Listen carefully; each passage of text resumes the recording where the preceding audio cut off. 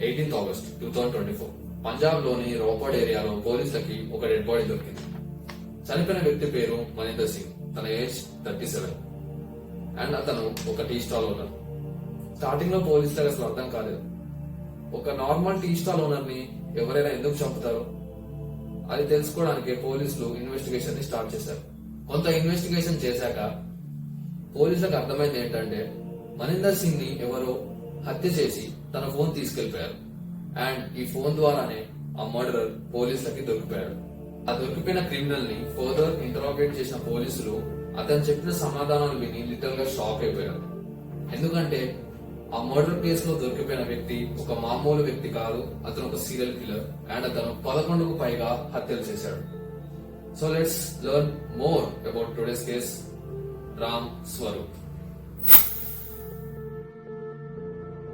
Ram Swaroop Punjab state లోని రౌపట్ district లో పుట్టాడు. రామ్ స్వరూప్ చైల్డ్హుడ్ మొత్తం అక్కడే గడిపాడు. రామ్ స్వరూప్ చైల్డ్హుడ్ యావరేజ్ పిల్లలతో పోలిస్తే బెటర్ గానే ఉండేది. ఎందుకంటే వాళ్ళ parents well settled and high paying jobs లో వర్క్ చేసేవారు. రామ్ గ్రోఅప్ అయ్యే కొద్దీ తన బిహేవియర్ లో అండ్ హ్యాబిట్స్ లో చాలా మార్పులు వచ్చాయి. ఈ మార్పులన్నింటినీ చూసి వాళ్ళ పేరెంట్స్ చాలా వరీ అయ్యేవారు.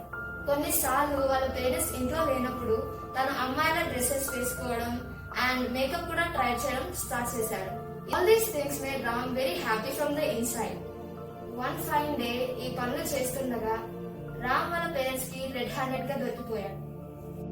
ఆ సినారియా చూసి రామ్ వాళ్ళ పేరెంట్స్ తట్టుకోలేకపోయారు. రామ్ మీద చాలా వైల్డ్ గా రియాక్ట్ అయ్యారు. ఇలాంటి పనులు ఎప్పుడు చేయనని రామ్ వాళ్ళ పేరెంట్స్ కి ప్రామిస్ చేశారు. And from the next day everything went back to normal. కానీ ఈ పర్టిక్యులర్ సిచ్యువేషన్ రామ్ స్టడీస్ మీద చాలా ఇంపాక్ట్ చూపించింది. Gradually he lost all his interest in studies. As a result Ram తన 10th బోర్డ్ ఎగ్జామ్ లో ఫెయిల్ అయిపోయాడు. కానీ వాళ్ళ పేరెంట్స్ ఫోర్స్ చేయడం వల్ల కష్టపడి ఎలానో అలా నెక్స్ట్ ఇయర్ పాస్ అయిపోయాడు. స్టడీస్ మీద పూర్తిగా ఇంట్రెస్ట్ పోయిన రామ్ కి ఫారెన్ కంట్రీ వెళ్లి అక్కడే ఏదో ఒక జాబ్ చేయాలి అనే ఒక కోరిక పుట్టింది. అనుకున్న విధంగానే రామ్ దుబాయ్ వెళ్లి అక్కడ వర్క్ చేయడం స్టార్ట్ చేశాడు. And life was all set for him. అక్కడ వర్క్ చేస్తున్న టైంలో రామ్ తరచూ పార్టీస్ కి వెళ్లేవాడు అండ్ పార్టీ కల్చర్ కి బాగా అలవాటు పడిపోయాడు. And eventually he got addicted to drinking. Ram లో వచ్చిన చేంజెస్ వల్ల తన లైఫ్ కంప్లీట్ గా మారిపోయింది. ఎప్పుడైతే రామ్ దుబాయ్ నుంచి ఇండియా రిటర్న్ అయ్యాడో అప్పుడే అతనిలో మళ్ళీ పాత హ్యాబిట్స్ రావడం మొదలయ్యాయి. At the age of 22 his homosexual tendencies started to kick in, and at that time he had an addiction of consuming alcohol, and he knew his parents will never accept him in that condition. అందుకే రామ్ ఒక లో profile continue చేస్తూ వచ్చాడు.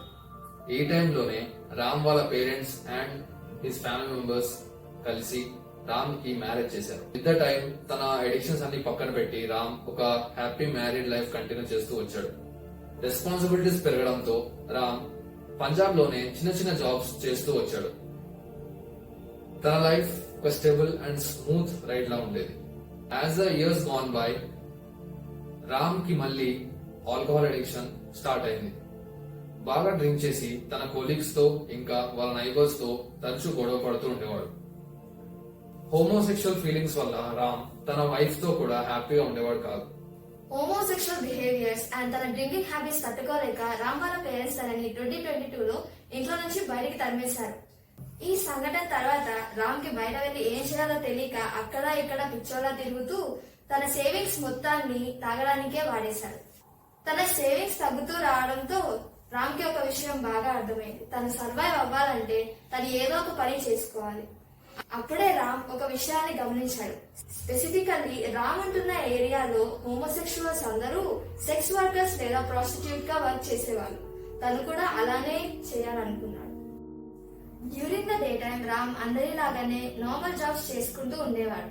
కానీ night time తన homosexual needs ని fulfil చేసుకోవడం కోసం అమ్మాయిలాగా శారీ కట్టుకునేవాడు. అంతేకాకుండా మేకప్ కూడా వేసుకునేవాడు. ఇలా రెడీ అయ్యి రోడ్ మీదకి వెళ్లి స్ట్రేంజర్స్ ని లిఫ్ట్ అడిగేవాడు. ఎవరైతే లిఫ్ట్ ఇస్తారో వాళ్ళకి సెక్స్ సర్వీసెస్ ఆఫర్ చేసేవాడు. అలా సెక్స్ సర్వీసెస్ ఇస్తూ మనీ ఎర్న్ చేసేవాడు. యాజ్ యు ఆల్ నో, ఇలాంటి పనులు చేసే వాళ్ళకి మన సొసైటీలో అసలు రెస్పెక్టే ఉండదు. And Ram had to learn this the hard way. 2023, Ram committed his first crime. రోజులాగానే ఆ రోజు కూడా రామ్ కస్టమర్స్ కోసం రోడ్ మీద వెయిట్ చేస్తూ ఉన్నాడు.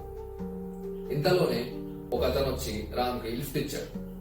కొంత దూరం ట్రావెల్ చేశాక రామ్ అతనికి తన సెక్స్ సర్వీసెస్ ప్రొవైడ్ చేశాడు.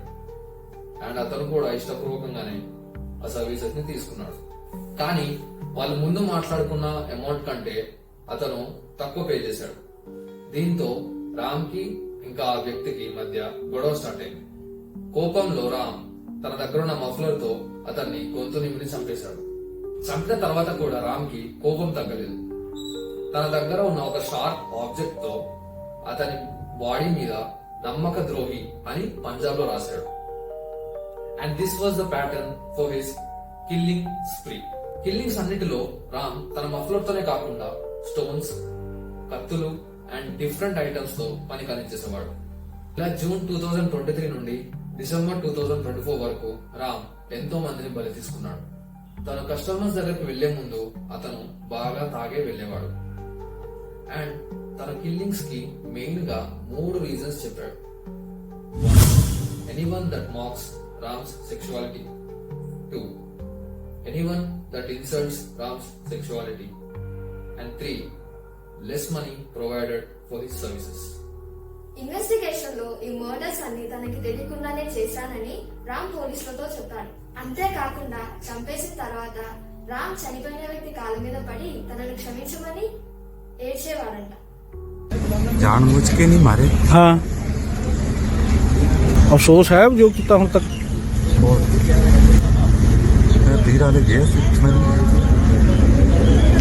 थोड़ी लाइट महाराज के अपने पछतावा होता कहते भी जाना माने कुछ होता पर मैं मान तो बाद माफी जरूर मांग रहा था। कितने माफी मंगता सी? कितने माफी मंगता सी? उन्होंने पैर छू के मैं पैर छू माफी मंगता सी। अच्छा, मारन तो गलती हो गई तो माफ कर दे। ముందుగా చెప్పినట్టుగా 18th ఆగస్ట్ 2024 లో రామ్ తన లాస్ట్ మర్డర్ చేశాడు. అండ్ కొంత ఇన్వెస్టిగేషన్ తర్వాత రామ్ పోలీసులకి దొరికిపోయాడు. మహేందర్ సింగ్ అనే వ్యక్తి రామ్ హోమోసెక్షువాలిటీని హేళన చేయడం వలన తన చేతిలో చనిపోయాడు. చనిపోయిన మహేందర్ సింగ్ ఫోన్ ని రామ్ తీసుకొని ఒక స్ట్రేంజర్ కి అమ్మేశాడు. అదే ఫోన్ ఈ కేసులో మెయిన్ క్లూగా మారింది. ఫైనలీ ఆన్ 24 డిసెంబర్ 2024 రామ్ పోలీసులకి చిక్కాడు. మహేందర్ సింగ్ మర్డర్ కేసులో దొరికిన రామ్ పోలీస్ ఇన్వెస్టిగేషన్ లో ఈ మర్డర్ తో పాటు ఇంకా చాలా మర్డర్స్ చేశానని చెప్పాడు. Since he was heavily drunk during his killings తను ఎంత మందిని చంపాడో ఎగ్జాక్ట్ నెంబర్ చెప్పలేకపోయాడు. As of now Ram 6 murders చేశాడని పోలీసులు కన్ఫర్మ్ చేశారు. యాజ్ ఆఫ్ నౌ ఈ కేసు ఇంకా క్లోజ్ అవ్వలేదు అండ్ ఇన్వెస్టిగేషన్ నడుస్తుంది. ఈ కేసులో ఉండే ఫర్దర్ అప్డేట్స్ అన్ని నేను కింద కమెంట్ బాక్స్ లో అప్డేట్ చేస్తూ ఉంటాను. If you like this kind of crime stories then please do subscribe us.